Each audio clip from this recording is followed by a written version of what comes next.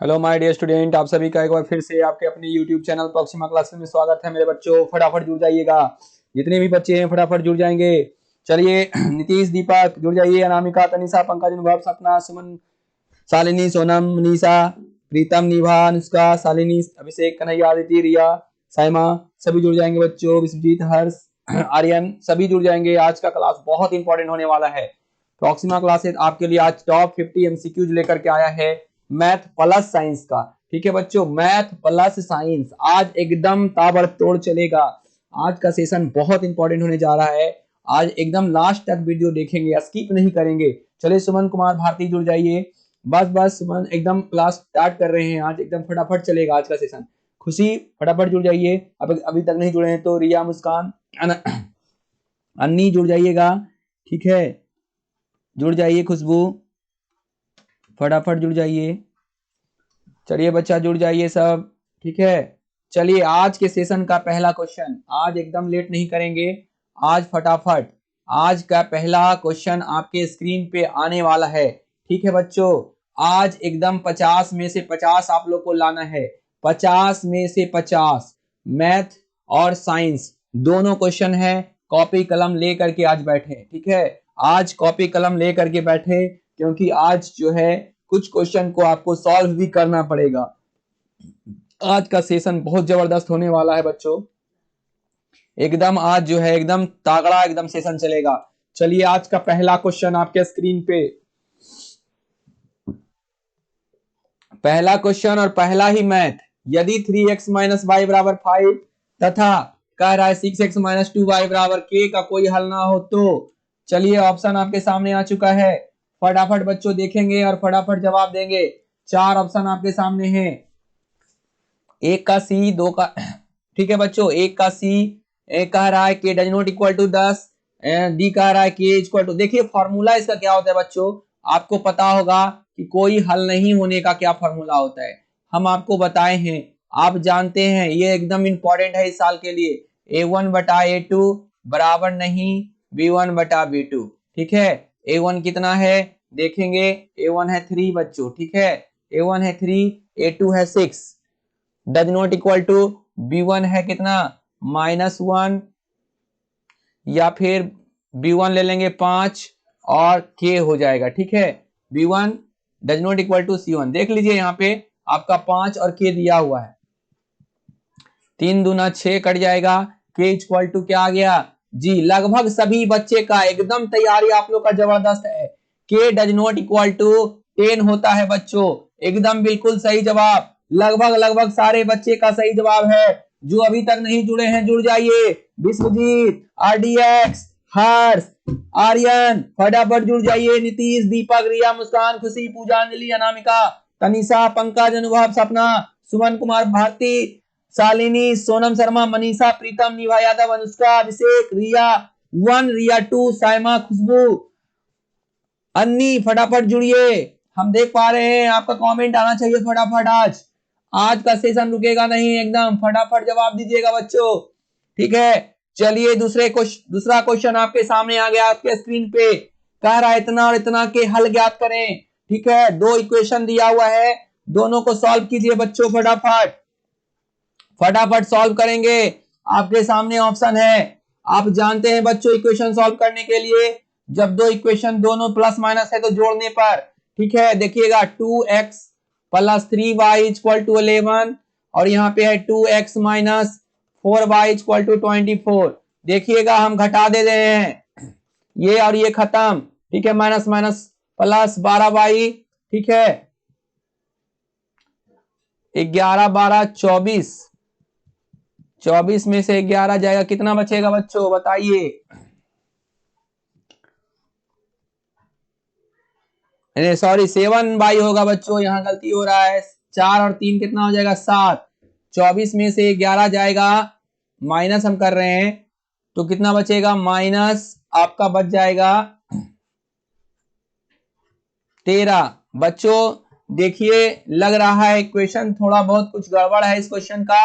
आपका जितना आंसर आता है इस क्वेश्चन का, खास करके इस क्वेश्चन का, आप कमेंट बॉक्स में कमेंट करेंगे। देखिए -24 है, सॉरी माइनस माइनस प्लस हो गया, यहां गलती हो रहा था, यहां ध्यान दीजिए, यहाँ देखिए माइनस है, यहाँ माइनस छोड़ दे रहे थे हम, -24 है बच्चों, यहाँ याद रखिएगा -24, तो माइनस माइनस क्या हो गया प्लस, 24 11 कितना हो गया 35, ठीक है, प्लस 35, 7 से कटा 5, y इक्वल टू 5 किसमें है, देखिएगा बच्चों डी ऑप्शन में, नहीं बिल्कुल सही हिसाब है, यहाँ माइनस छूट रहा था, ठीक है, माइनस देखिएगा, बिल्कुल बच्चों एकदम लगभग लगभग सभी बच्चे का बिल्कुल सही आंसर आया है, 2 का D is the right answer this question. Equation हल करना था बच्चों, क्लियर। चलिए तीसरा नंबर क्वेश्चन आपके स्क्रीन पे आ चुका है। दो चर में दो एक घातीय समीकरणों के ग्राफ यदि प्रतिच्छेदी रेखाएं हो तो हल की संख्या क्या होगा, सिर्फ एक, कोई हल नहीं, अनंत हल, इनमें से कोई नहीं। इस टाइप का क्वेश्चन आपके एग्जाम में एकदम पूछेगा। आज तीनों कंडीशन देख लेंगे। ग्राफ का 3 कंडीशन होता है बच्चों, एक होता है समानांतर, एक होता है प्रतिच्छेदन, ठीक है, एक होता है प्रतिच्छेदन, इस तरह से प्रतिच्छेद करता है, ठीक है, यहाँ पे प्रतिच्छेद किया, दूसरा समानांतर हो गया, और तीसरा होता है संपाती, इसी पे चला जाता है, ठीक है। 3 संपाती, समांतर और प्रतिच्छेदी, प्रतिच्छेदी 3 कंडीशन है, तीनों को याद रखिएगा, एकदम इंपॉर्टेंट है बच्चों, एकदम एक क्वेश्चन इससे छपेगा, एकदम टीटीआई कर लेंगे, ठीक है। तो वही कह रहा है कि एक घातीय समीकरण के ग्राफ यदि प्रतिच्छेदी रेखाएं हो तो हल की संख्या क्या होगा, बिल्कुल एक हल होगा बच्चों, जहां कटान बिंदु मिलता है वही हल होता है, ठीक है। क्लियर बच्चों। समानांतर रहता है तो कोई हल नहीं, याद रखिएगा, समानांतर रहेगा तो कोई हल नहीं, और संपाती हो जाएगा तो अनंत हल, तीनों को याद रखिएगा एकदम बच्चों, ठीक है। आपका समांतर रहेगा तो कोई हल नहीं, समांतर रहेगा तो, ठीक है। अनंत हल कब होगा, जब आपका संपाती हो जाएगा, यानी दोनों ग्राफ एक ही रेखा पर चला जाएगा, तब अनंत हल होगा। हम इस मैथ का ऑपरेशन कर चुके हैं। हम चलते हैं चौथे नंबर क्वेश्चन पे। चौथा नंबर क्वेश्चन बोल रहा है रैखिक समीकरण का आलेख कैसा होता है। चलिए बच्चों फटाफट कमेंट करेंगे, एकदम एक 1 लाइनर क्वेश्चन है, बिना कलम उठाए हुए, बिना कलम उठाए हुए आपको इसका आंसर देना है, आपको कोई प्रॉब्लम नहीं होगा इस क्वेश्चन में। फटाफट कमेंट करेंगे मेरे रसगुल्लो, फटाफट, ठीक है, फटाफट। पहला ऑप्शन है 3 सरल रेखा, 2 सरल रेखा, 1 सरल रेखा, इनमें से कोई नहीं। रैखिक समीकरण का पूछ रहा है बच्चों, रैखिक समीकरण का आप मानक रूप जानते हैं, क्या होता है, ax plus bx plus c equal to 0, ठीक है बच्चों। जब इसका ग्राफ खींचेंगे तो सिर्फ एक लाइन होगा, यानी कहने का मतलब है एक सरल रेखा is the right answer this question. 4 का बिल्कुल सी जो है एकदम एक्यूरेट है, एकदम मेरे बच्चों आप लोग का तैयारी जबरदस्त है, मैथ से भी आपको डरना नहीं है, सामना करना है एकदम। आज 50 में 50 लक्ष्य रखिए, ठीक है। चलिए बच्चों 5 का अगला क्वेश्चन आपके स्क्रीन पे आ चुका है, 5 नंबर कह रहा है संगत समीकरण, ठीक है बच्चों, कह रहा है संगत समीकरण। संगत समीकरण जो है आपका युग्म का हल होता है, कब हल होता है बच्चों, आपको फटाफट कमेंट करना है। ऑप्शन आपके सामने आ चुका है, देखिएगा 3 2 1 4 संगत समीकरण का युग्म का हल होगा, कितने हल होगा, 1 होगा, 2 होगा, 3 होगा या 4 होगा। फटाफट मेरे प्यारे बच्चों, बिल्कुल लगभग लगभग सभी बच्चे का बिल्कुल सही आंसर आया है, एकदम मेरे प्यारे रसगुल्लो, जो 1 है बिल्कुल राइट आंसर है। कितना हल होगा संगत समीकरण युग्म का, 1 हल, ठीक है मेरे रसगुल्लो। चलते हैं अगले क्वेश्चन पे, छठा नंबर क्वेश्चन पे। साइमा फटाफट जवाब दीजिए, रिया, निभा, ठीक है, पंकज, अनुभव, अनीसा, हर्ष, नीतीश, दीपक, रिया, अनुष्का, सुमन कुमारी, भारती, निभा यादव, देखिए पंकज 2 हैं, ठीक है बच्चों, बहुत अच्छा। विश्वजीत, हर्ष, अगर नहीं जुड़े तो जुड़ जाइए, आर्यन जुड़ जाइए, पूजा, अंजलि, सभी बच्चों फटाफट कमेंट करेंगे, अन्नी फटाफट कमेंट करो, खुशबू फटाफट कमेंट करिए। आश्रित समीकरण के युग्म का हल होता है, कितना होता है बच्चों, जब आश्रित समीकरण हो जाता है, 2 अनेक, 1 कोई नहीं। 4 ऑप्शन आपके सामने हैं, फटाफट कमेंट करेंगे। आश्रित समीकरण आप जानते हैं, ये कंडीशन आप याद कर लीजिए, इससे कंफर्म एक क्वेश्चन पूछेगा, ठीक है बच्चों, इससे आपका कंफर्म एक क्वेश्चन रहेगा, ठीक है बच्चों, एकदम रहेगा मेरे रसगुल्लो। चलिए बिल्कुल सही जवाब है, लगभग लगभग सभी बच्चे का बिल्कुल राइट आंसर आया है, अनेक, अनेक जो है बिल्कुल सही जवाब है। चलेंगे अगले क्वेश्चन पे 7वां नंबर क्वेश्चन आपके स्क्रीन पे आ चुका है। एकदम बहुत ही एकदम रसगुल्ला क्वेश्चन है, 2023 में जो देंगे एग्जाम उसके लिए भी उसके लिए पूरा सेशन ही इंपॉर्टेंट है, मगर वो जो है ये क्वेश्चन का जवाब आप आराम से दे सकते हैं। 2 cos 60 का वैल्यू, cos 60 का वैल्यू आप जानते हैं बच्चों कितना होता है, नहीं मालूम है? cos 60 का वैल्यू जो होता है 1/2 होता है। 2 से 2 खत्म, कितना बच गया बच्चों? 1, यानी 7 का बिल्कुल राइट आंसर हो जाएगा। cos 60 का मान क्या होता है बच्चों? cos 60 का मान 1/2 होता है। sin 30 और cos 60 बराबर होता है, sin 30 का 1/2 होता है। बिल्कुल राइट जवाब 7 का सी जो है बिल्कुल सही जवाब है। जिन जिन बच्चों का सी ऑप्शन आया है बिल्कुल सही है मेरे रसगुल्लो। 2 cos 60 डिग्री का मान होता है 1, 2 से कट गया 1/2 का 2, ठीक है, तो बच गया 1 is the right answer this question, ठीक है। अगर sin 60 पूछता तो √3/2 हो जाता मेरे रसगुल्लो, ठीक है। चलते हैं 8वें नंबर क्वेश्चन पे, आपके स्क्रीन पे आ चुका है। कह रहा है यदि sec थीटा बराबर 13/12 तो cot थीटा का मान किसके बराबर होगा? चलिए फटाफट कमेंट कीजिए इस क्वेश्चन का आंसर, फटाफट मेरे रसगुल्लो, हम आपको टाइम दे रहे हैं बनाने के लिए। फटाफट कमेंट करेंगे सभी बच्चे एकदम। sec थीटा बराबर 13/12, यानी sec थीटा बराबर क्या होता है फॉर्मूला? cos थीटा का उल्टा होता है sec थीटा। cos थीटा बराबर होता है b/h, तो ये हो जाएगा h/b, ठीक है। h/b आपका कितना है? 13/12, यानी आधार 12 है और कर्ण 13 है, इसलिए p निकल जाएगा 13 का स्क्वायर 169 माइनस 144 बराबर 25 का वर्गमूल करेंगे 5 आपका लम निकल जाएगा। cot थीटा पूछ रहा है, tan का उल्टा होता है, tan थीटा बराबर होता है लंब बटा आधार, तो यहाँ cot थीटा बराबर हो जाएगा आधार बटे लंब। आधार आपका 12 है और 12/5 है, यानी 8 का लगभग सभी बच्चे का आंसर आ चुका है 12/5। बिल्कुल राइट बच्चों, एकदम जबरदस्त आपका प्रिपरेशन है। 12/5 is the right answer this question. चलिए 9वें नंबर क्वेश्चन पे चलते हैं। 9वां नंबर क्वेश्चन आपके सामने आ चुका है, त्रिगो का क्वेश्चन है, बहुत ही जानदार क्वेश्चन है। कह रहा यदि ए और बी दो ऐसे न्यून कोण हो कि साइन ए बराबर कॉस बी हो तो ए प्लस बी क्या हो जाएगा मेरे बच्चों, मेरे रसगुल्लो। चलिए देख लेते हैं इस क्वेश्चन को जरा सॉल्व करके। ऐसे आप आंसर आप लोग का आ भी चुका है, हम देख रहे हैं, मगर फिर भी हम इसको सॉल्व कर देते हैं। जो कुछ बच्चे आप अगर नहीं समझ पा रहे हैं तो देखिएगा, बहुत आसान है। साइन ए, ठीक है, बराबर है कॉस, तो इसको हम साइन में बदल लेंगे, साइन 90 माइनस बी, ठीक है बच्चों, बराबर कॉस थीटा होता है। साइन से साइन कट गया, ए बराबर हो गया 90 माइनस बी, बी को इधर लाएंगे, ए प्लस बी बराबर हो गया 90, ठीक है बच्चों, क्लियर। ए प्लस बी बराबर 90 degree, C is the right answer this question. चलेंगे बच्चों 10वें नंबर क्वेश्चन आपके स्क्रीन पे आ चुका है। 10वां नंबर क्वेश्चन आपके स्क्रीन पे आ चुका है और आंसर भी आपके स्क्रीन पे आ चुका है। फटाफट कमेंट करेंगे मेरे रसगुल्लो, फटाफट, ठीक है, एकदम देर नहीं करना है, फटाफट कमेंट करना है। चलिए बच्चों फटाफट कमेंट करेंगे। tan 49 डिग्री बटा cot 41 डिग्री बराबर, देखिए इस टाइप का जो भी क्वेश्चन रहे उसका आंसर एक होता है, ठीक है।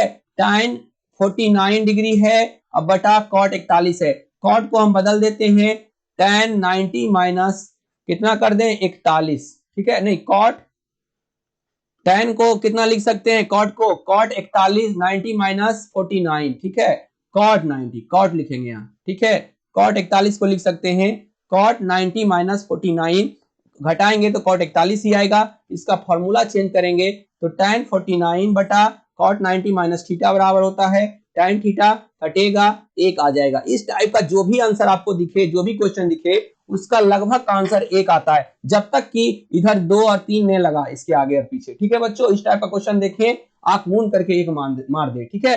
चलिए बच्चों अगला 11वां नंबर क्वेश्चन, चलिए यहां से चेंज होगा बच्चों, यहां से चेंज होने जा रहा है, साइंस, साइंस शुरू हो गया, ठीक है।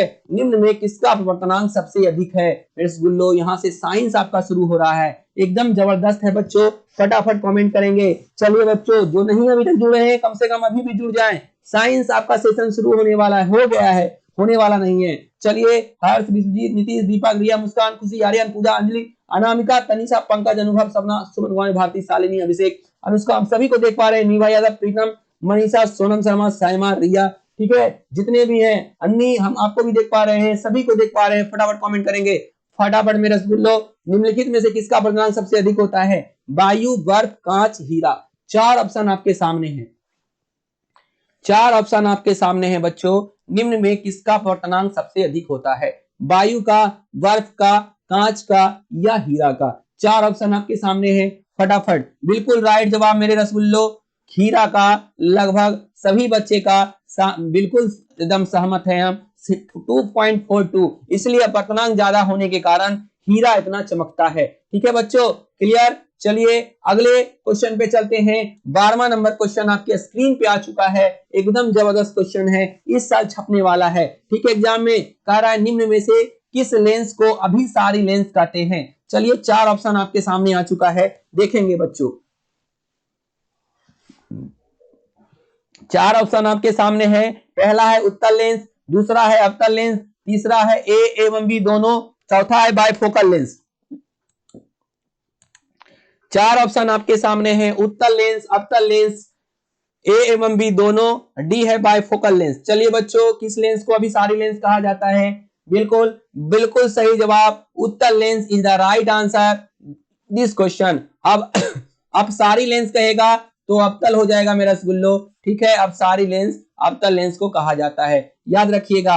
ठीक है, बाइफोकल में अवतल और उत्तल दोनों का यूज किया जाता है, अवतल प्लस उत्तल। ठीक है, याद रखिएगा, इसका जो होता है बाइफोकल लेंस का इस्तेमाल जो है आपका जरा दूरदर्शिता को दूर करने में किया जाता है। चलिए 13वें नंबर क्वेश्चन आपके स्क्रीन पे आ चुका है, देखेंगे और फटाफट जवाब देंगे। निम्न में किस माध्यम में प्रकाश की चाल सबसे अधिक होता है? चार ऑप्शन आपके सामने है, निम्न में किस माध्यम में प्रकाश की चाल सबसे अधिक होता है? चलिए बच्चों, आपके सामने है कांच, पानी, लोहा, निर्वात। निर्वात का मतलब मेरे बच्चों आप जान जाइएगा आज कि निर्वात का मतलब शून्य होता है, फंसिएगा नहीं। ठीक है, निर्वात का मतलब होता है शून्य। ठीक है, शून्य, जैसे हमारा क्या है, अंतरिक्ष है, अंतरिक्ष जो है हमारा है वो निर्वात का कार्य करता है। ठीक है, कह रहा है प्रकाश की चाल, याद रखिएगा बच्चों, प्रकाश की चाल बोलेगा तो निर्वात। अगर ध्वनि की चाल बोला कि ध्वनि की चाल जो है सबसे ज्यादा, ध्वनि की चाल सबसे ज्यादा किसमें होगा?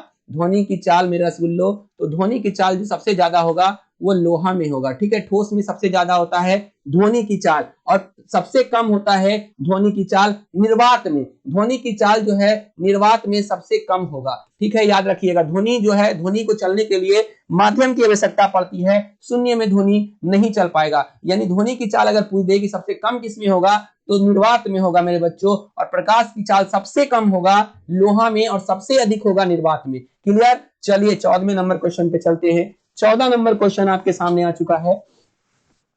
क्वेश्चन है बच्चों, उत्तल दर्पण के सामने एक वस्तु को रखा गया है, इसकी प्रतिबिंब की प्रकृति कैसी होगी? बहुत ही जबरदस्त क्वेश्चन है, एकदम आप इसका कमेंट करेंगे। ठीक है, कह रहा है उत्तल दर्पण के सामने एक वस्तु को रखा गया है, इसकी प्रतिबिंब की प्रकृति कैसी होगी? पहला ऑप्शन है काल्पनिक, दूसरा है वास्तविक, तीसरा है वास्तविक या काल्पनिक, चौथा है इनमें से कोई नहीं। चार ऑप्शन आपके सामने है, फटाफट कमेंट करेंगे। काल्पनिक, वास्तविक, वास्तविक या काल्पनिक, चौथा है इनमें से कोई नहीं। चलिए मेरे रसगुल्लो, बिल्कुल लगभग सभी बच्चे का सही आंसर आ चुका है, उत्तल दर्पण के सामने एक सामने रखा हुआ है। ठीक है बच्चों, चूंकि देखिए उत्तल दर्पण ऐसे बनता है, ठीक है, इधर उत्तल दर्पण का अंदर कलर किया हुआ रहता है। ठीक है, उत्तल दर्पण के सामने रखा हुआ है, सामने रखा हुआ है बच्चों, तो क्या बोल रहा है, कैसा प्रतिबिंब बनेगा? वास्तविक प्रतिबिंब बनेगा। क्लियर मेरे रसगुल्लो। चलिए 15 नंबर क्वेश्चन आपके सामने आ चुका है, 15वां नंबर क्वेश्चन आपके सामने आ चुका है मेरे रसगुल्लो, फटाफट कमेंट करेंगे। 15वां नंबर क्वेश्चन कह रहा है निम्न में से किस दर्पण की फोकस दूरी धनात्मक होती है? एकदम लॉलीपॉप क्वेश्चन है, एकदम गलत नहीं, इसीलिए बोल रहे हैं आज 50 में 50 एकदम लक्ष्य रखिए। ठीक है बच्चों, एकदम 50 में 50 आज आपको ठोक देना है, एकदम लाना है। ठीक है, एकदम जोश से लगे रहिए, वीडियो को लास्ट तक एकदम देखिएगा। जो आज छोड़ के गए उसका 10 नंबर आज मिस हुआ, 10 मार्क्स आपका कम आएगा अगर आज आप छोड़ के गए तो। ठीक है, चलिए बच्चों, निम्न में से किस दर्पण की फोकस दूरी धनात्मक होती है? बिल्कुल बिल्कुल मेरे रसगुल्लो, किसकी होती है? उत्तल दर्पण की होती है। उत्तल दर्पण की पॉजिटिव और अवतल दर्पण का निगेटिव, हमेशा याद रखना, भूलना मत मेरे रसगुल्लो। ठीक है, एकदम नहीं भूलना है। क्यों ऐसा होता है बच्चों? क्योंकि अवतल दर्पण जो है ऐसे बनता है। ठीक है, अब फोकस यहाँ रहता है, इधर एक्स डैश होता है, इधर एक्स होता है। चिन्ह परिपाटी के अनुसार एक्स डैश की ओर जो भी रखा हुआ रहता है वो ऋणात्मक होता है, तो इसका क्या हो जाता है, निगेटिव हो जाता है। अब उत्तल दर्पण उल्टा बनता है एक्स डैश की ओर, ठीक है, इसीलिए इसका प्रतिबिंब वास्तविक भी होता है। उत्तल दर्पण अंदर की ओर कलर रहता है, इधर एक्स रहता है, इधर वाई, इधर फोकस इसका इधर रहता है, तो फोकस इधर रहता है, इधर एक्स है, इसीलिए पॉजिटिव हो जाता है चिन्ह परिपाटी के अनुसार। क्लियर हो गया, आप कभी नहीं भूलेंगे, ठीक है, क्योंकि अवतल दर्पण का चिन्ह परिपाटी के अनुसार फोकस एक्स डैश की ओर रहता है इसलिए निगेटिव होता है, और इसका एक्स की ओर होता है इसलिए पॉजिटिव होता है। चलिए बच्चों 16वां नंबर क्वेश्चन, 16वां नंबर क्वेश्चन आपके सामने आ चुका है। पानी में डूबे हुए एक उत्तल लेंस की फोकस दूरी हवा में इसकी फोकस दूरी की अपेक्षा क्या होगा? बताइए बच्चों, कब कोई भी चीज को पानी में डालेंगे तो उसका उस पर इफेक्ट पड़ता है, आपको पता है, इसलिए पानी में जब उत्तल लेंस डूबेगा तो उसका फोकस दूरी क्या हो जाएगा? सभी बच्चे का लगभग सही जवाब आया है, उसका फोकस दूरी जो है एकदम बिल्कुल कम जाएगा, ठीक है उसका फोकस दूरी जो है बिल्कुल कम जाएगा मेरे रसगुल्लो, लगभग सभी बच्चे का बिल्कुल सही जवाब है। 16 नंबर क्वेश्चन आपका यहाँ कंप्लीट हो रहा है मेरे रसगुल्लो, 16 नंबर क्वेश्चन आपका कंप्लीट हो चुका है। चलिए 17वें नंबर क्वेश्चन पे चलते हैं। 17वां नंबर क्वेश्चन आपके स्क्रीन पे आ चुका है। कह रहा है प्रतिबिंब का आकार हमेशा वस्तु के बराबर है तो दर्पण कैसा होगा? ठीक है, दर्पण कैसा होगा? चार ऑप्शन आपके सामने, चार ऑप्शन आपके सामने है बच्चों, उत्तल, अवतल, समतल, चौथा है समतल या उत्तल। देखिए बच्चों, उत्तल में तो छोटा बनता है, अवतल में बड़ा बनता है, ठीक है याद रखिएगा, हम सबका लिख दे रहे हैं, उत्तल में छोटा, अवतल में बड़ा, समतल में बराबर, ठीक है, समतल में बराबर, एकदम क्लियर रहिएगा, समतल is the right answer this question. आज हम सारे क्वेश्चन का पोस्टमार्टम कर रहे हैं, आप देख रहे होंगे कि हम हर क्वेश्चन का आंसर जो है डिटेल से दे रहे हैं, ठीक है बच्चों, आप जो है जानकारी लीजिए और आज जो सेशन चल रहा है उसका आनंद उठाइए, ठीक है, एकदम जबरदस्त तरीके से आज एकदम गर्दा उड़ा देना है, ठीक है बच्चों, आज एकदम रुकना नहीं है, ठीक है, आज एकदम नहीं रुकना है। चलिए बच्चों चलते हैं अगले क्वेश्चन पे। 18वां नंबर क्वेश्चन आपके सामने है, सर्च लाइट का परावर्तक सतह किसका बना होता है? एकदम इंपॉर्टेंट क्वेश्चन है, एकदम टीटीआई है, ठीक है बच्चों, एकदम टीटीआई है। आप जानते हैं उत्तल दर्पण का इस्तेमाल किया जाता है साइड मिरर में, देखिएगा पोस्टमार्टम कर रहे हैं साइड मिरर में, ठीक है बच्चों, साइड मिरर में। अवतल का आप जानते हैं, समतल का आप जानते हैं सामान्य दर्पण के रूप में घर में जो लगा हुआ रहता है सामान्य दर्पण, उसके रूप में यूज किया जाता है। अब ये तो होगा नहीं, क्लियर है बच्चों, सर्च लाइट में अवतल दर्पण का उपयोग किया जाता है, B is the right answer. लगभग हम देख पा रहे हैं सभी बच्चे का बिल्कुल सही आंसर आया है, लगभग सभी बच्चे का बिल्कुल सही आंसर आया है मेरे रसगुल्लो, बिल्कुल सही आंसर आया है, ठीक है, एकदम सही आंसर है। चलिए अवतल जो है बिल्कुल राइट है मेरे रसगुल्लो। चलिए 19वां नंबर क्वेश्चन पे चलते हैं। 19वां नंबर क्वेश्चन कह रहा है, जब प्रकाश की किरण हवा से कांच में प्रवेश करती है तो मुड़ जाती है, कैसे मुड़ती है? चलिए देखते हैं। जब प्रकाश की किरण हवा से कांच में प्रवेश करती है तो मुड़ जाती है। पहला ऑप्शन है अभिलंब से दूर, दूसरा है अभिलंब के निकट, तीसरा है अभिलंब के समांतर, चौथा है इनमें से कोई नहीं। चार ऑप्शन आपके सामने हैं बच्चों, चार ऑप्शन आपके सामने हैं,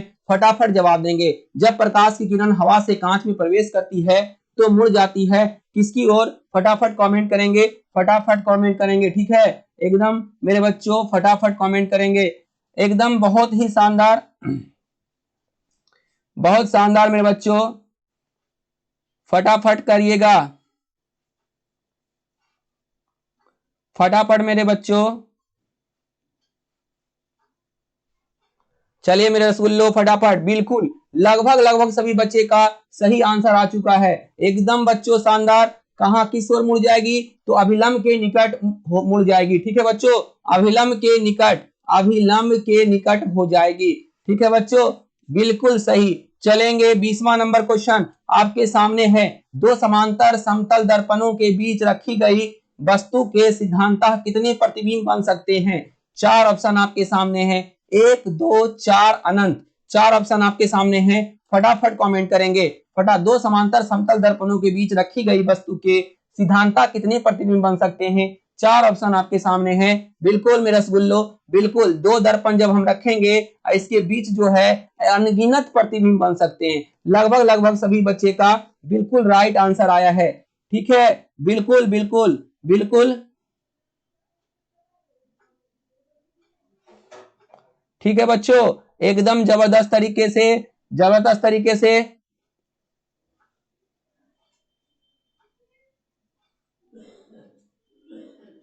ठीक है, एकदम बच्चों, दो समांतर समतल दर्पणों के बीच रखी गई वस्तु के सिद्धांत कितने प्रतिबिंब बन सकते हैं?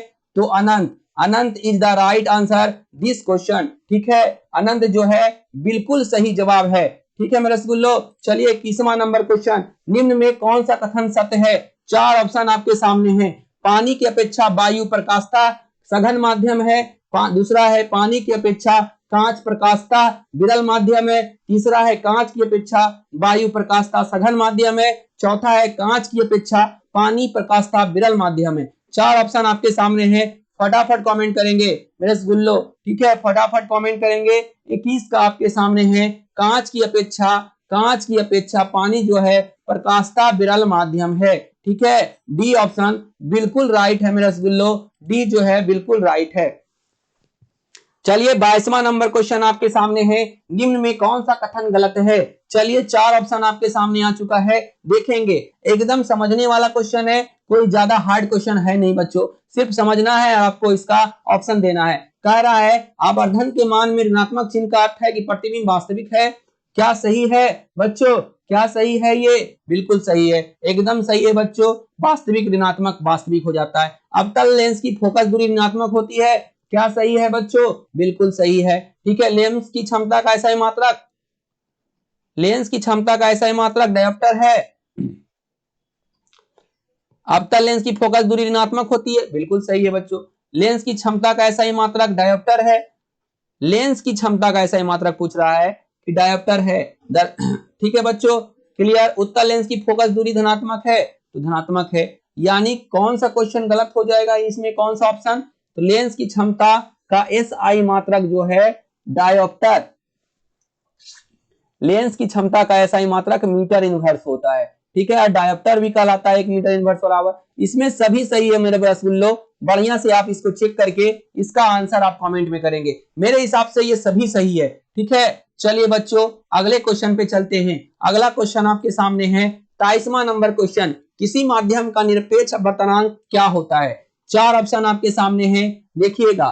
कह रहा है अपवर्तनांक का फॉर्मूला पूछा है, वायु में प्रकाश की चाल बटा माध्यम में प्रकाश की चाल, दूसरा है माध्यम में प्रकाश की चाल बटा वायु में प्रकाश की चाल, तीसरा है निर्वात में प्रकाश की चाल बटा माध्यम में प्रकाश की चाल, चौथा है निर्वात में प्रकाश की चाल इंटू माध्यम में प्रकाश की चाल। चार ऑप्शन आपके सामने है, फटाफट कमेंट करेंगे। लगभग लगभग सभी बच्चे का बिल्कुल सही आंसर आ चुका है। C is the right answer this question. निर्वात में प्रकाश की चाल बटा माध्यम में प्रकाश की चाल, बिल्कुल सही जवाब है। ठीक है, चलिए मेरे रसगुल्लो फटाक सा अगले अगले क्वेश्चन पे चलते हैं। यदि लेंस का आधा भाग काले कपड़े में लपेट दिया जाए तो लेंस द्वारा बना बिंब पर क्या प्रभाव पड़ेगा? चार ऑप्शन आपके सामने है, कोई प्रभाव नहीं होगा, प्रतिबिंब पहले से नाप में आधा होगा, प्रतिबिंब लुप्त हो जाएगा, प्रतिबिंब की तीव्रता कम हो जाएगी। चार ऑप्शन आपके सामने है, फटाफट कमेंट करेंगे मेरे रसगुल्लो। ठीक है, फटाफट कमेंट करेंगे। चलिए बच्चों फटाफट कमेंट करिए, फटाफट कमेंट करिए बच्चों।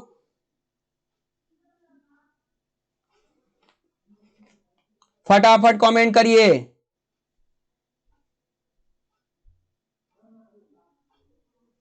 फटाफट कमेंट करिए। ठीक है, चलिए बिल्कुल सही जवाब, लगभग लगभग सभी बच्चे का बिल्कुल राइट आया है। प्रतिबिंब की तीव्रता कम हो जाएगी, प्रतिबिंब की तीव्रता जो है बिल्कुल कम हो जाएगी, बिल्कुल सही जवाब है। ठीक है, बिल्कुल सही जवाब, प्रतिबिंब की तीव्रता कम जाएगी। 25वां नंबर क्वेश्चन आपके सामने है, कौन सा परंपरागत ऊर्जा स्रोत है? ठीक है, चलिए चार क्वेश्चन आपके सामने हैं, चार ऑप्शन आपके सामने हैं।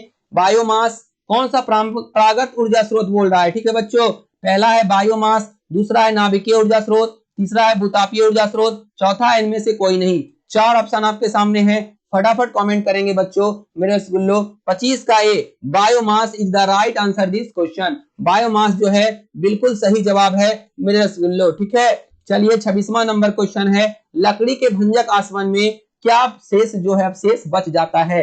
चलिए फटाफट कमेंट करेंगे, फटाफट बच्चों। कोक, लकड़ी का कोयला जिसको चारकोल बोला जाता है, कोलतार या राख। 4 ऑप्शन आपके सामने है, फटाफट कमेंट करेंगे। 26 का 4 ऑप्शन आपके सामने है, बिल्कुल सही जवाब। लकड़ी के भंजक आसवन से क्या बच जाता है? शेष मेरे बच्चों कोलतार बच जाता है, बन जाता है। ठीक है, कोलतार is the right answer this question. ठीक है, ऐसे तो लकड़ी का कोयला, चारकोल भी बचता है, कोक भी, राख भी, मगर ये जो कोलतार है बिल्कुल राइट आंसर है। चलिए 27वां नंबर, दो हल्के नाभिक के जुड़कर एक भारी नाभिक बनने की क्रिया को क्या कहते हैं? 4 ऑप्शन आपके सामने है, फटाफट कमेंट करेंगे। नाभिकीय संलयन, नाभिकीय विखंडन, दोनों ए एवं बी, इनमें से कोई नहीं। 4 ऑप्शन आपके सामने हैं। नाभिकीय संलयन is the right answer this question. लगभग 100% बच्चे का सही आंसर आया है। देखिए बच्चों, याद रखिएगा, दो हल्का नाभिक जुड़कर नाभिकीय संलयन करता है और एक बड़ा नाभिक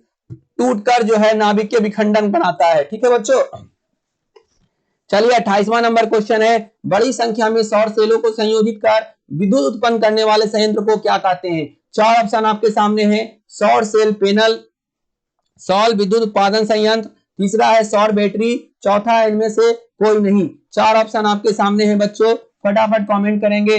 28 का ए जो है बिल्कुल राइट है, सौर सेल पैनल। ठीक है बच्चों, सौर सेल पैनल जो है बिल्कुल राइट है मेरे रसगुल्लो। ठीक है, 29वां नंबर क्वेश्चन, बायोगैस उत्पन्न करने के लिए निम्न में किन्हें ऑक्सीजन की अनुपस्थिति में विघटित किया जाता है? बायोगैस उत्पन्न करने के लिए निम्न में किन्हें ऑक्सीजन की अनुपस्थिति में विघटित किया जाता है? 4 ऑप्शन आपके सामने है। गोबर, पौधा, वनस्पति, बाहित मलजल, इनमें से सभी। यानी कह रहा है बच्चों कि बायोगैस जो उत्पन्न करते हैं वो इसमें से किसको किसको हम जो विघटित करते हैं रसगुल्लो? इसमें से सभी आपका बिल्कुल राइट हो जाएगा। 29 का D is the right answer this question. एकदम डी जो है बिल्कुल सही जवाब है मेरे रसगुल्लो, डी जो है बिल्कुल सही जवाब है। 30 कह रहा है निम्न में कौन सा कथन गलत है? 4 ऑप्शन आपके सामने हैं, 4 ऑप्शन आपके सामने हैं रसगुल्लो। कह रहा है अति उच्च ताप पर दो हल्के नाभिकों का आपस में संलयन हो सकता है। दूसरा है हमारे अधिकांश ऊर्जा स्रोत अंततः सूर्य से प्राप्त ऊर्जा से व्युत्पन्न होते हैं। तीसरा है सौर सेल बनाने के लिए क्रोमियम। जी हाँ, सौर सेल बनाने के लिए सिलिकॉन का इस्तेमाल होता है, ना कि क्रोमियम का। यानी हमारा सी ऑप्शन गलत है, बाकी सब सही है। यानी 30 का जो है बिल्कुल राइट आंसर सी हो जाएगा मेरे रसगुल्लो। बाकी अब ये तीनों क्वेश्चन उतार लीजिएगा, ये तीनों क्वेश्चन सही है, तीनों जो ऑप्शन है वो सही है। ये पॉइंट आपका 3 पॉइंट बन जाएगा। ठीक है बच्चों, चलिए 31वां नंबर क्वेश्चन। 31वां नंबर क्वेश्चन फिर से मैथ आ चुका है, फटाफट देखिएगा और फटाफट कमेंट करिएगा। कह रहा है यदि p+1 2p+1 4p-1 एपी में है तो p का मान क्या होगा? 5 क्वेश्चन मैथ का है बच्चों। ठीक है, कह रहा है p का मान, तो आप जानते हैं t2 - t1 t3 - t2 होता है। चलिए t2 यहाँ पे कितना है? 2p+1। ठीक है बच्चों, माइनस t1 है p-1, यानी प्लस था तो अंदर ले जाएंगे माइनस तो माइनस हो जाएगा। t3 है 4p-1 माइनस t2 है 2p+-1। ठीक है बच्चों, क्लियर हो गया मेरा रसगुल्लो। इससे घटाएंगे p बचेगा, प्लस माइनस खत्म हो जाएगा, इक्वल टू 4p में से जाएगा 2p बचेगा -2। ठीक है, p को इधर लाएंगे, 2 को इधर लाएंगे, p बराबर 2 is the right answer B. लगभग सभी बच्चे का बिल्कुल सही आंसर आया है। ठीक है, राइट आंसर 31 का बी, लगभग हम सभी बच्चे का देख रहे हैं बिल्कुल सही जवाब है मेरे बच्चों। 32वां नंबर क्वेश्चन है, एपी का पहला पद ए और सर्वांतर डी हो तो एन पदों का, यानी एसएन बराबर फार्मूला पूछ रहा है मेरे रसगुल्लो। एसएन बराबर फार्मूला आपको बताना है, एसएन बराबर आपको क्या करना है? फार्मूला बताना है। एसएन बराबर n/2 into 2a + n-1 into D, यानी डी जो है बिल्कुल राइट आंसर है। लगभग 100% बच्चे का सही आंसर आया है। ठीक है बच्चों, 100% बच्चे का सही आंसर आया है। ठीक है बच्चों, क्लियर मेरे रसगुल्लो, बहुत अच्छा मेरे रसगुल्लो। चलिए 33वां नंबर क्वेश्चन आपके सामने आ चुका है, देखिएगा। एपी कह रहा है एक श्रेणी दिया हुआ है, बोल रहा है सार्वंतर निकालिए। सार्वंतर निकालने के लिए आप जानते होंगे मेरे रसगुल्लो, डी बराबर t2 - t1। चलिए फटाफट जवाब दे दीजिए, कितना हो जाएगा? जी बिल्कुल सभी बच्चे का लगभग बिल्कुल राइट कमेंट आ चुका है, 6, क्योंकि 10 - 4, 10 में से 4 घटाएं 6, लगभग सभी बच्चे का बिल्कुल राइट आंसर है। ठीक है, एकदम जबरदस्त बच्चों, आप लोग का तैयारी एकदम जबरदस्त है। ठीक है, एकदम बच्चों, एकदम इसी तरह से आप मेहनत करते रहिए। ठीक है, आप लोग ऐसी तरह से मेहनत करते रहिए, एकदम ताबड़तोड़ तैयारी रखिए अपना। ठीक है, एकदम इस बार एग्जाम में मिस नहीं करना है, एकदम एग्जाम को मिस नहीं करना है। चलिए 34वां नंबर क्वेश्चन आपके स्क्रीन पे आ चुका है। फटाक सा, एपी का सर्वांतर धनात्मक हो सकता है, ऋणात्मक हो सकता है, और क्या हो सकता है? 1, 0, 2 या 4। तो बच्चों धनात्मक हो सकता है, ऋणात्मक हो सकता है, तो शून्य भी हो सकता है। ठीक है, क्या हो सकता है? शून्य भी हो सकता है मेरे गुल्लो। B is the right answer this question. चलिए 35वां नंबर क्वेश्चन आपके सामने है, कह रहा है 4, 10, 16, 22 का अगला पद क्या होगा? फटाफट कमेंट करेंगे मेरे गुल्लो, फटाफट देखिएगा कितना बढ़ रहा है। 4 + 6 10, 10 + 6 16, यानी डी आ गया यहाँ पर कितना? 6। तो 22 में अगर 6 जोड़ेंगे तो हो जाएगा 28। कितना इजी क्वेश्चन है, फटाफट जवाब देना है। एकदम सी, लगभग सभी बच्चे का बिल्कुल सही जवाब आया है मेरे रसगुल्लो। C is the right answer this question. चलिए अगले क्वेश्चन पे, अगला क्वेश्चन का आपके सामने है, जब मैग्नीशियम फीता को जलाया जाता है तो उत्पन्न आग की लौ कैसी होती है? 4 ऑप्शन आपके सामने है, पीली, नीली, चमकीली, उजला या लाल। चलिए बच्चों फटाफट कमेंट करेंगे, फटाफट कमेंट करेंगे इस क्वेश्चन का आंसर। बिल्कुल सही, चमकीली उजला। ठीक है, चमकीली उजला जिन जिन बच्चों का है बिल्कुल राइट है मेरे रसगुल्लो, चमकीली उजला जो है बिल्कुल राइट है इस क्वेश्चन का आंसर। ठीक है, एकदम मेरे बच्चों, ठीक है, बहुत अच्छा। चलिए बच्चों अगले क्वेश्चन पे चलते हैं। अगला क्वेश्चन आपके स्क्रीन पे आ रहा है, आप देखेंगे अगला क्वेश्चन। ठीक है, 37वां नंबर क्वेश्चन आपके स्क्रीन पे आ चुका है, देखेंगे 37वां नंबर क्वेश्चन आपके सामने आ चुका है। कह रहा है साग सब्जी का विघटित होकर कंपोस्ट बनना किस अभिक्रिया का उदाहरण है? 4 ऑप्शन आपके सामने हैं, फटाफट कमेंट करेंगे। 4 ऑप्शन आपके सामने हैं मेरे रसगुल्लो, देखेंगे और कमेंट करेंगे। 37 का आपसे पूछ रहा है कि साग सब्जी का विघटित होकर कंपोस्ट बनना किस अभिक्रिया का उदाहरण है? उष्माशोषी, उष्माक्षेपी, उभयगामी, प्रतिस्थापन। बिल्कुल लगभग सभी बच्चे का बिल्कुल सही आंसर आ चुका है। ठीक है, बिल्कुल सही, बिल्कुल सही मेरे बच्चों, 37 का बिल्कुल उष्माक्षेपी is the right answer this question. ठीक है, चलिए 38वें नंबर क्वेश्चन पे चलते हैं। 38वां नंबर क्वेश्चन, उपचयन वह प्रक्रिया है जिसमें क्या होता है बच्चों, बताइए। उपचयन क्या क्या कहलाता है? एकदम टीटीआई क्वेश्चन है, इसको आप नोट डाउन कर लीजिएगा। उपचयन वह प्रक्रिया जिसमें सभी होती है, ऑक्सीजन का योग होता है, हाइड्रोजन का वियोग होता है, इलेक्ट्रॉन का त्याग होता है। चलिए 39वां नंबर क्वेश्चन आपके सामने आ चुका है, देखिएगा और फटाफट कमेंट कीजिएगा। कह रहा है श्वसन किस प्रकार की रासायनिक अभिक्रिया है? 4 ऑप्शन आपके सामने, उपचयन, संयोजन, उष्माक्षेपी, उष्माशोषी। ठीक है, 4 ऑप्शन आपके सामने हैं, फटाफट कमेंट करेंगे मेरे रसगुल्लो। कह रहा है उष्माक्षेपी, उष्माक्षेपी is the right answer this question. ठीक है, उष्माक्षेपी जो है बिल्कुल राइट आंसर है।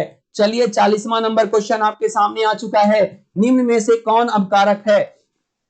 4 ऑप्शन आपके सामने है, पहला है हाइड्रोजन, दूसरा है कार्बन मोनोऑक्साइड, तीसरा है ऑक्सीजन, चौथा है हाइड्रोजन सल्फाइड। 4 ऑप्शन आपके सामने है बच्चों, फटाफट कमेंट करेंगे, निम्न में से कौन अपकारक है? 4 ऑप्शन आपके सामने हैं। चलिए बच्चों बिल्कुल सही जवाब है hydrogen sulphide, hydrogen sulphide is the right answer this question. ठीक है, चलिए 41वां नंबर क्वेश्चन आपके सामने है, खाना बनाने में प्रयुक्त द्रवीभूत पेट्रोलियम गैस का प्रमुख अवयव क्या है? 4 ऑप्शन आपके सामने हैं, प्रोपेन, मीथेन, ब्यूटेन, एथेन। ठीक है बच्चों, फटाफट कमेंट करेंगे। 4 ऑप्शन आपके सामने, जो हम खाना बनाते हैं एलपीजी से, ठीक है, लिक्विफाइड पेट्रोलियम गैस से, उसका प्रमुख अवयव क्या है? ठीक है बच्चों, फटाफट जवाब देंगे 41 का। बिल्कुल मेरे बच्चों, butane is the right answer, लगभग लगभग सभी बच्चे का बिल्कुल सही आंसर है। चलिए 42वें नंबर क्वेश्चन पे चलते हैं। 42वां नंबर क्वेश्चन आपके सामने है, रासायनिक समीकरण में जलीय विलयन को किस प्रतीक द्वारा दर्शाया जाता है? ठीक है, ठीक है मेरे रसगुल्लो, चलिए ऑप्शन देख लेते हैं, ऑप्शन देख लेते हैं फटाफट, फटाफट ऑप्शन देख लेते हैं। रासायनिक समीकरण में जलीय विलयन को किस प्रतीक द्वारा दर्शाया जाता है? एकदम टीटीआई है बच्चों, इस क्वेश्चन को मिस नहीं करेंगे, आज सीख लीजिए अगर नहीं जानते हैं तो। ऐसे तो ऑप्शन में आंसर आ चुका है, मगर फिर भी हम बता रहे हैं AQ से सूचित किया जाता है, गैस को G से किया जाता है। ठीक है बच्चों, AQ is the right answer this question. ठीक है बच्चों, चलते हैं 43वां नंबर क्वेश्चन में। आपके स्क्रीन पे जिस न्यूनतम ताप पर कोई पदार्थ जलना प्रारंभ करता है उसे क्या कहते हैं? चार ऑप्शन आपके सामने हैं। पहला है ज्वलन ताप, दूसरा है द्रवनांक, तीसरा है क्वथनांक, चौथा है क्रांतिक ताप। ठीक है, चार ऑप्शन आपके सामने हैं, फटाफट कमेंट करें। जिस न्यूनतम ताप पर कोई पदार्थ जलना प्रारंभ करता है उसे कहते हैं मेरे रसगुल्लो ज्वलन ताप। ठीक है, ज्वलन ताप is the right answer this question. ठीक है बच्चों, क्लियर। चलिए अगले क्वेश्चन पे, 44वां नंबर क्वेश्चन आपके सामने है। निम्न में कौन दहन अभिक्रिया है? चार ऑप्शन आपके सामने हैं, फटाफट कमेंट करेंगे। चार ऑप्शन, उबलता हुआ जल, मोम का पिघलना, तीसरा है पेट्रोल का जलना, चौथा है इनमें से कोई नहीं। चार ऑप्शन आपके सामने है, निम्न में कौन दहन अभिक्रिया है? पहला है उबलता हुआ जल, दूसरा है मोम का पिघलना, तीसरा है पेट्रोल का जलना, चौथा है इनमें से कोई नहीं। 44 का बिल्कुल राइट जवाब मेरे बच्चों, पेट्रोल का जलना। ठीक है, पेट्रोल का जलना is the right answer this question. चलिए बच्चों, 45वां नंबर क्वेश्चन आपके सामने है। कह रहा है एक्स स्क्वायर माइनस 5 के शून्यक। देखिएगा मैथ शुरू हो चुका है फिर से बच्चों। ठीक है, एकदम एकदम लॉलीपॉप लॉलीपॉप मैथ है, यहाँ से एकदम आपका सब सही होना चाहिए। ठीक है, चलिए बच्चों, एक्स स्क्वायर, ठीक है, x square minus 5 equal to 0 के शून्यक। तो एक्स स्क्वायर बराबर हो गया 5 और एक्स बराबर हो गया प्लस माइनस अंडर रूट 5, यानी डी ऑप्शन बिल्कुल राइट हो गया मेरे नन्हे मुन्ने बच्चे। ठीक है, चलिए 46वां नंबर क्वेश्चन आपके सामने है। त्रिघात बहुपद का सबसे व्यापक रूप कौन सा है? चार ऑप्शन आपके सामने हैं, फटाफट कमेंट करेंगे। त्रिघात बहुपद का सबसे व्यापक रूप कौन सा है मेरे रसगुल्लो? एकदम सही है, लगभग लगभग 100% बच्चे का सही है। AX³ BX square CX plus D। 46 का C जो है बिल्कुल राइट आंसर है। चलिए 47वां नंबर क्वेश्चन आपके सामने है। एक रैखिक समीकरण का घात क्या होता है? चार ऑप्शन आपके सामने हैं, 0, 2, 1 कोई नहीं। ठीक है, 0, 2, 1 कोई नहीं। रैखिक समीकरण है मेरे बच्चों, घात इसका क्या हो जाएगा?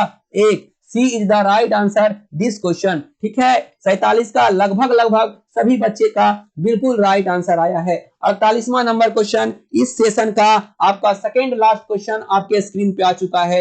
निम्न में कौन बहुपद नहीं है? चार ऑप्शन है आपके सामने बच्चों, चार ऑप्शन। ठीक है, निम्न में कौन आपका जो है बहुपद नहीं है? एकदम right question, x square plus root 3, ठीक है, माइनस 5x, उसके बाद है 3x पे पावर 5 प्लस x पे पावर 1/2 प्लस 3। देखिए ऑप्शन लिख दे रहे हैं, ऑप्शन में गड़बड़ है इसीलिए लिख दे रहे हैं। कौन बहुपद नहीं है मेरा रसगुल्लो? तो जी हाँ, आपका सी जो है बिल्कुल राइट आंसर हो जाएगा मेरे बच्चों। ठीक है, सी जो है बहुपद नहीं है क्योंकि इसका पावर जो है 1/2 है। लगभग लगभग सभी बच्चे का बिल्कुल राइट आंसर आया है। चलिए 49वां नंबर क्वेश्चन आपके सामने है। देखिएगा हम क्वेश्चन लिख दे रहे हैं तभी आपसे बनेगा। ठीक है, क्वेश्चन में थोड़ा सा 2 पे पावर x प्लस वाई है, 2 पे पावर x माइनस वाई है, इक्वल टू रूट 8 है। आपको पता होगा आधार सेम रहता है, पावर क्या होता है? बराबर हो जाता है। ठीक है, देखिएगा बच्चों यहाँ माइनस है, माइनस वाई, ये हो जाएगा 2 पे पावर 3/2। ठीक है बच्चों, 3/2 हो जाएगा। अब देखिएगा x प्लस वाई बराबर 3/2, x माइनस वाई बराबर भी 3/2। ठीक है, आपको y का मान निकालना है, निकाल करके हमें फटाक सा बताइए मेरे रसगुल्लो। 49 का कोई नहीं क्योंकि ये कट जाएगा, बराबर हो चुका है। ठीक है बच्चों, कोई नहीं, आंसर बिल्कुल सही है। चलिए बच्चों, 50वां नंबर आपके सामने इस सेशन का अंतिम क्वेश्चन, और आपको बना करके इसका सही सही आंसर हमें कमेंट बॉक्स में कमेंट करना है मेरे रसगुल्लो। फटाफट कमेंट करिए, फटाफट कमेंट करिए मेरे रसगुल्लो। इस क्वेश्चन का आंसर आप कमेंट करेंगे, एकदम आज लेट नहीं करेंगे। आज का सेशन ये कंप्लीट हो रहा है। कल जो है एकदम आप लाइव रहिएगा 12 बजे से। कल आपका 12 बजे क्लास जरूर होगा। ठीक है बच्चों, बहुत अच्छा मेरे रसगुल्लो, फटाफट कमेंट करेंगे इस क्वेश्चन का। ठीक है,